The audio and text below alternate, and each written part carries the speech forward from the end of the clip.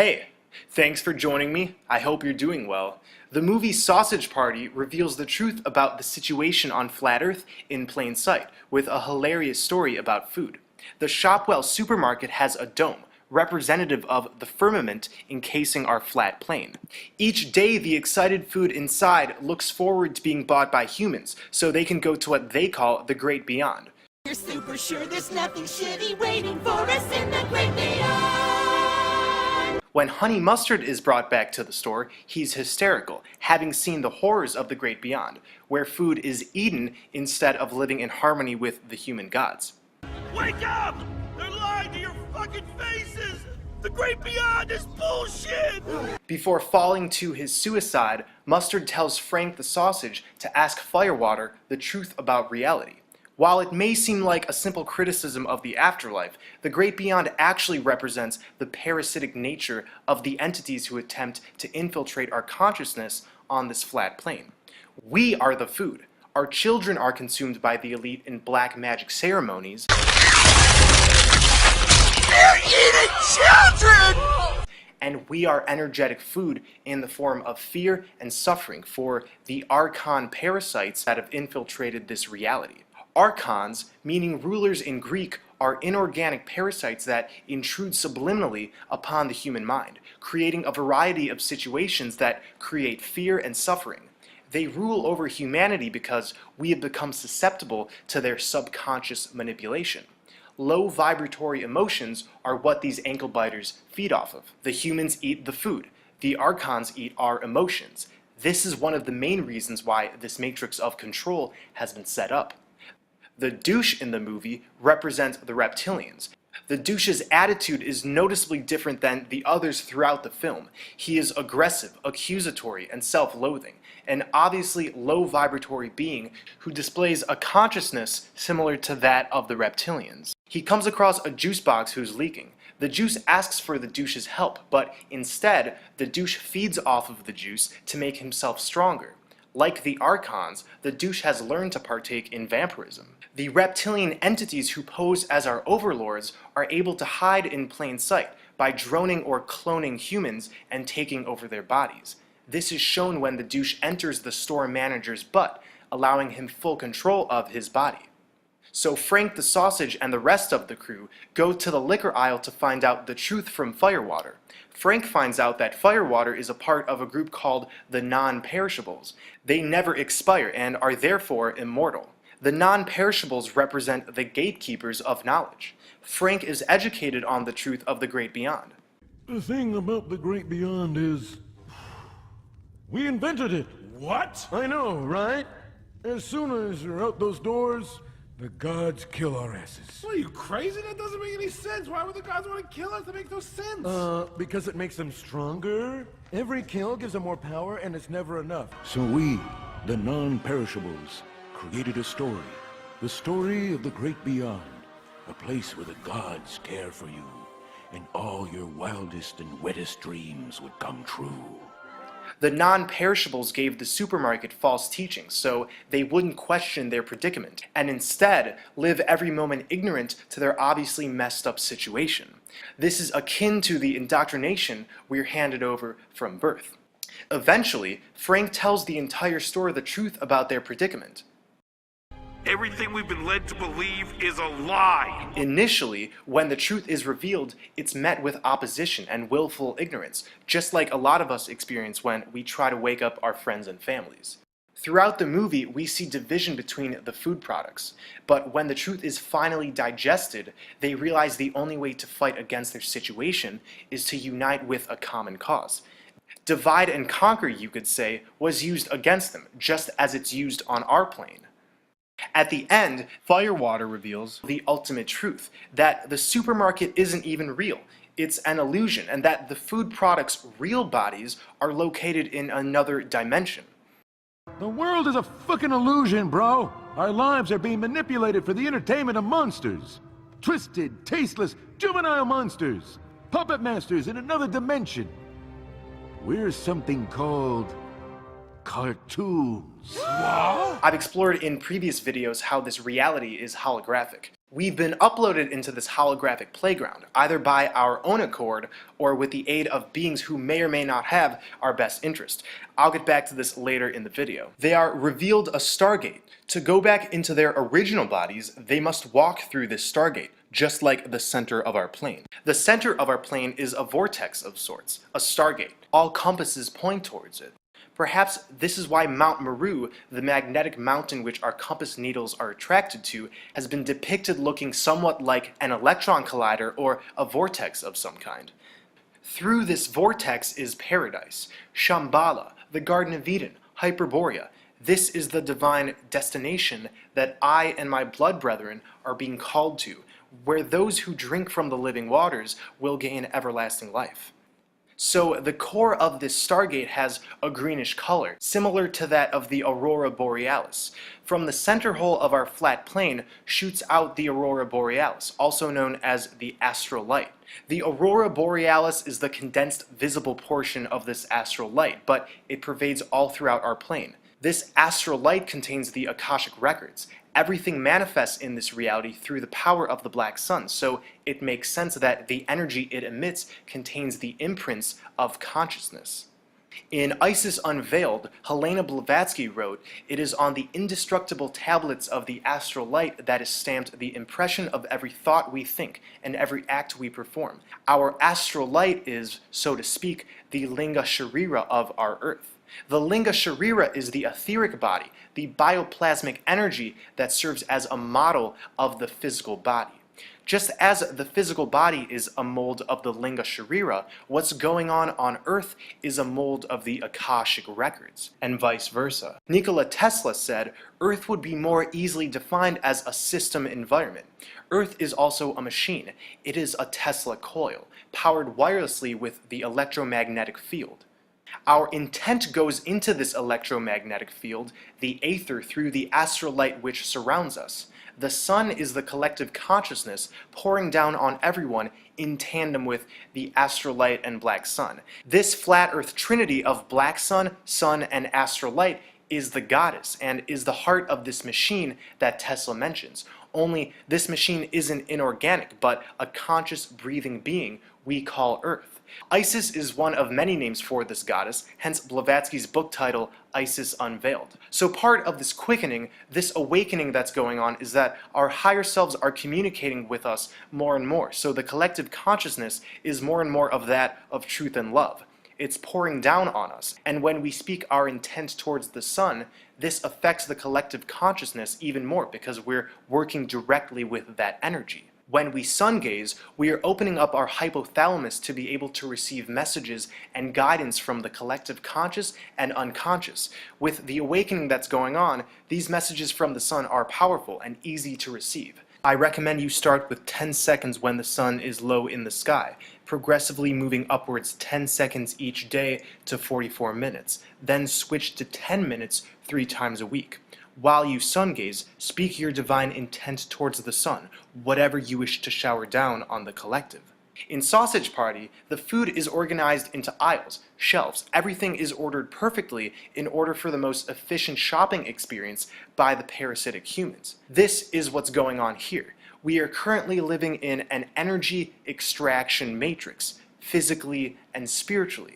It's all to serve the archonic and reptilian parasites. The chemtrails sprayed in our skies are instrumental in creating this massive control grid. Chemtrails create an atmosphere that will support man-made electromagnetic waves through electromagnetic field oscillators called gyrotrons, ionospheric heaters, and Gwen towers. The ionosphere is an electromagnetic wave conductor. The Schumann resonance is a steady pulse of 7.83 Hz, which beats around the planet within the Earth and the ionosphere cavity. Humans naturally resonate to this organic, harmonious frequency. It's very healing. But the ionosphere is being manipulated by an Alaskan transmitter called HARP. ELF waves from HARP, when targeted on certain areas, can engineer weather, create mood changes affecting millions of people, implant ideas into the collective consciousness, monitor thoughts, and further hide our divinity from us. The natural geomagnetic waves are being replaced by artificially created VLF ground waves coming from various ground technologies. There is a powerful electrical connection between the ionosphere and the lower atmosphere, where chemtrails are sprayed. Chemtrails enhance this connection by making the lower atmosphere superconductive, and then, when HAARP manipulates the ionosphere, the lower areas of the atmosphere can be manipulated accordingly. Chemtrails in turn poison us with heavy metals, Morgellons fibers, and other nasty things, but the prime reason they're being sprayed is to reinforce an artificial control-based matrix. The electromagnetic grid is humming with unlimited power. The lines which comprise this natural grid are often referred to as ley lines. Ley lines meet at intersecting points, forming a natural grid across the body of this plane. The same way we have pressure points and ley lines on our bodies, the body of Earth shows the same thing. Buildings, electrical grids, and many other structures aim to use ley lines to tap energy out of the Earth for parasitic purposes, to store and contain energy rather than distribute it.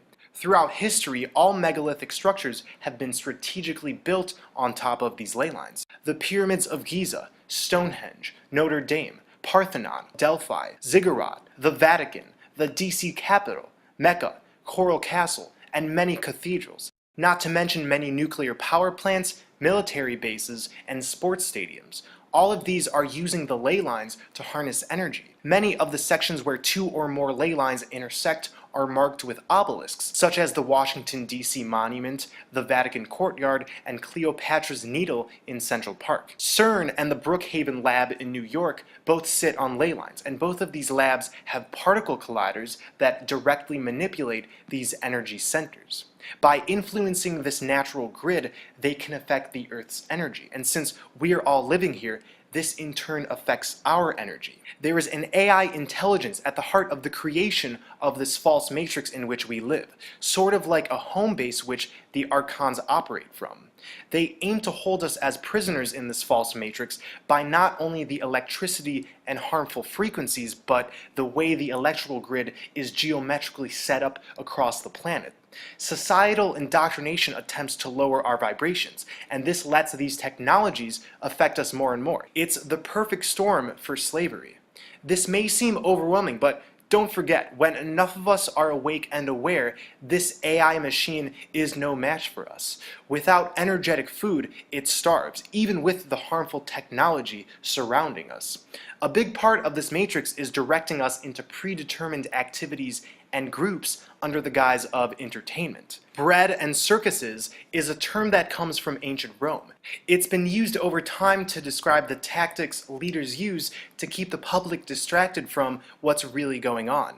The leaders of Rome, seeing the beginnings of a potential revolt, had to act accordingly, so they gave free bread to the citizens and put on circuses and shows.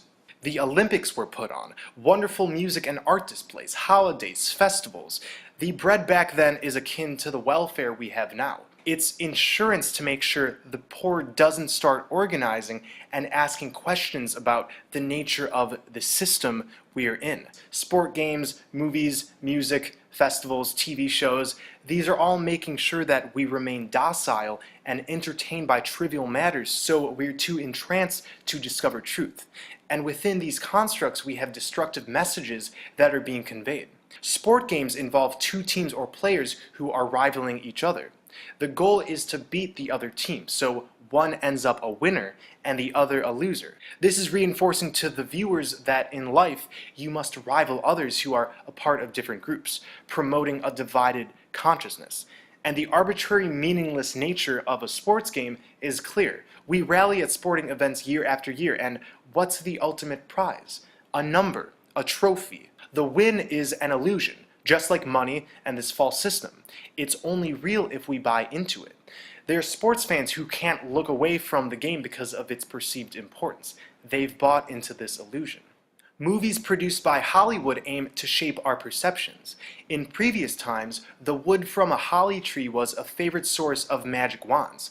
Hollywood is a continuous black magic operation. I refer to the Kenneth Anger quote, "Making a movie is casting a spell." Movies contain themes that the elite want embedded in our subconscious, and they also contain predictive programming. If you look at the subject content of movies in the past 100 years, we've seen a slow progression from relatively innocent themes to more and more chaotic ones.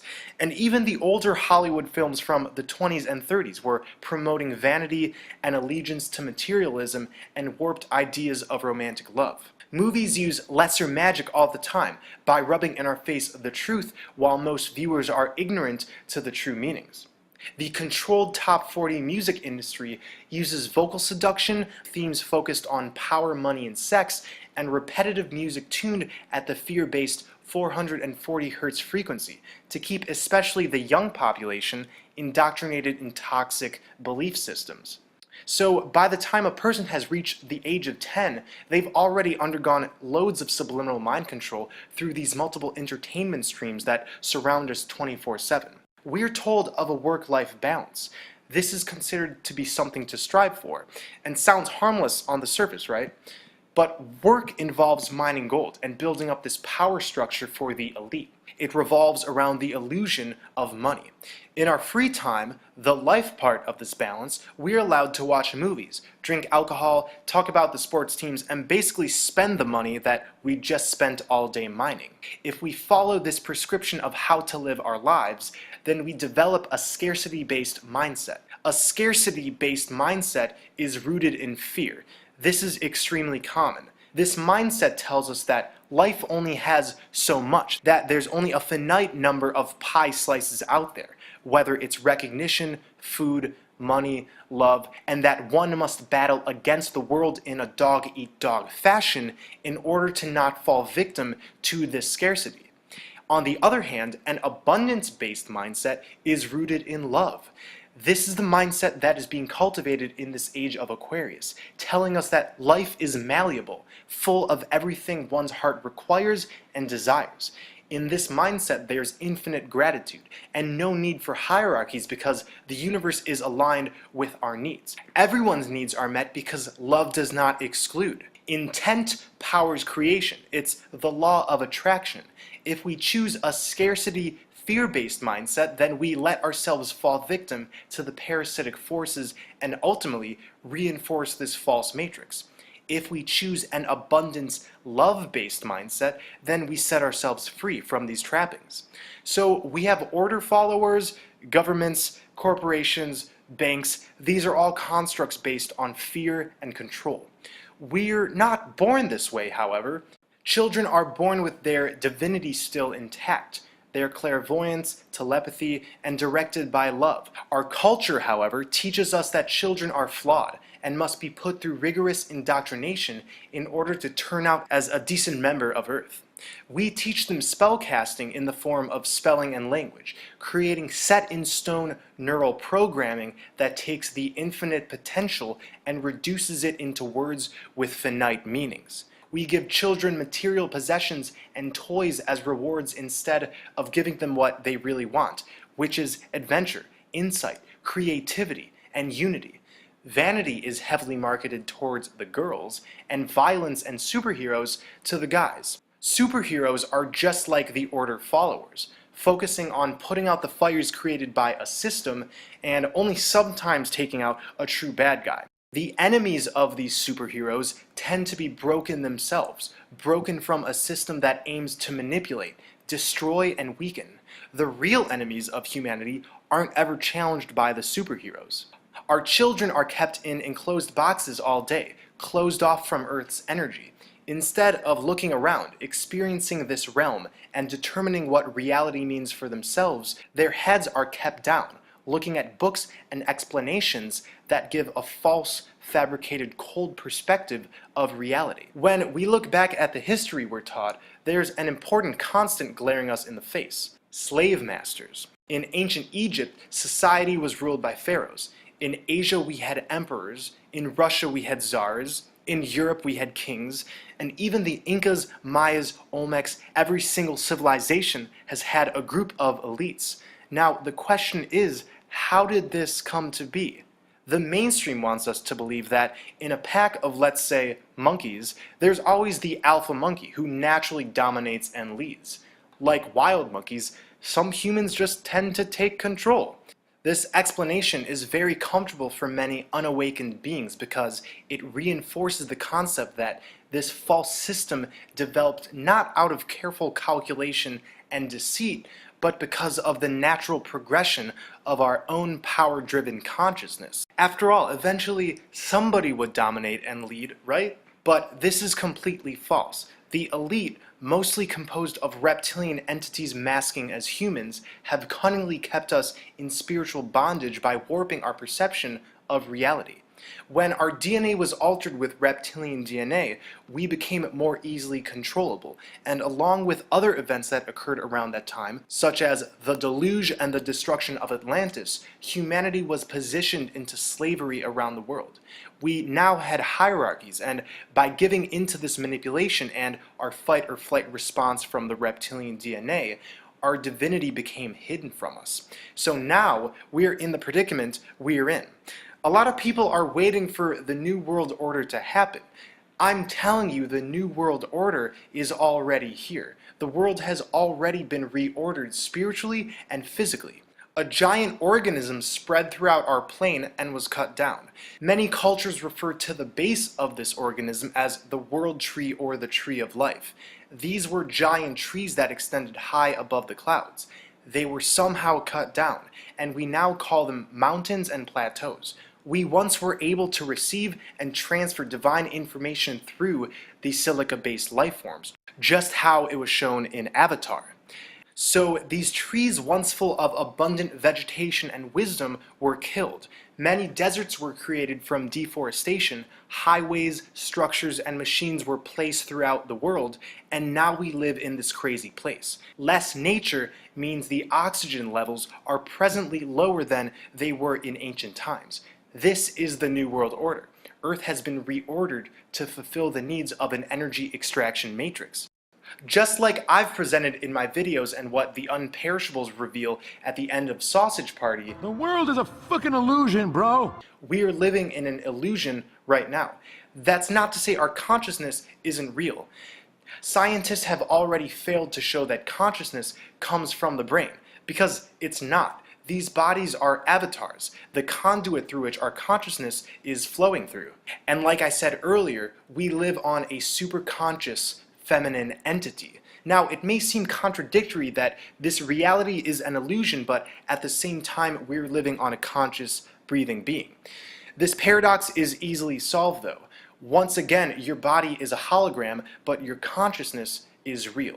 It's currently uploaded on Flat Earth, but it's not eternally confined here, even though the moon's interdimensional light trap would like to keep it that way. This hologram could simply be a holographic expression of this colossal feminine entity, just as our bodies are holographic expressions of our etheric bodies. Our consciousness controls this hologram. Again, our intent powers creation. Now it makes sense why they want us to believe we live on a spinning ball, that money, sex, and image are important, and that humans have a natural dog-eat-dog mentality. If they can change our intent, how our consciousness operates in this hologram, the hologram works in their favor, meaning the cycle of suffering and energy vampirism will remain, and their control grid energetically reinforced. As long as we're reacting and funneling energy into accusatory rhetoric, our divine potential can't be reached, and this is the biggest pitfall of the so-called conspiracy world. Alex Jones serves this purpose, and same with David Icke and many others. We're not told from these figures to absolve ourselves of these energies. We're not told to focus on heaven on earth, to raise the vibrations around us, to unite with a common cause of love. And this is key. There's a lot going on this flat plane, and instead of feeling helpless, all of this information should empower us to do our part in tearing down this system, beginning with focusing on our divine intent. Quantum physics has demonstrated that all matter at its subatomic core is actually energy, streams of frequency and vibration. Everything on this plane is vibration, so even with all of this deception, vibration and intent can still manipulate this reality to tear down these power structures. When enough of us are intending to create heaven on earth, this hologram will be rearranged accordingly. Anybody who spills their blood over something means it. This is spiritual science. Blood poured over published intent activates that intent. By choosing and intending to create heaven on earth, we are actively removing the hexes that have been placed on us since birth. We gain the eyes to see when we spill our blood over our intent, because to create heaven on earth means to first become fully conscious about the weight of the situation here on flat earth. Our blood brothers and sisters will be making a journey to the center of our plane within a few years' time, where we will drink from the Holy Grail, the living waters that exist past the vortex. Everybody who comes through will be able to drink from these waters and therefore achieve everlasting life. And some of us will also be going back to our original bodies, which remain sleeping, most likely in pods that they reveal to us in The Matrix, Avatar, and other movies. Where are our original bodies, and what does that realm look like? I don't know, and neither do you. I do know that there's a quickening of consciousness going on, and it's all pointing to the same thing. Our time on this part of flat earth is coming to an end. It's time we go into paradise, and for those who are traveling back into their original bodies, start incarnating into other realms and maybe even create our own. If you've been touched by this blood magic, then you know that your purpose is to spread love and truth no matter where you are in this multiverse. We are not looking at blood over intent or the journey to the center as a selfish act. We are here to raise the vibration of any realm we're in, whether it's flat earth or somewhere else.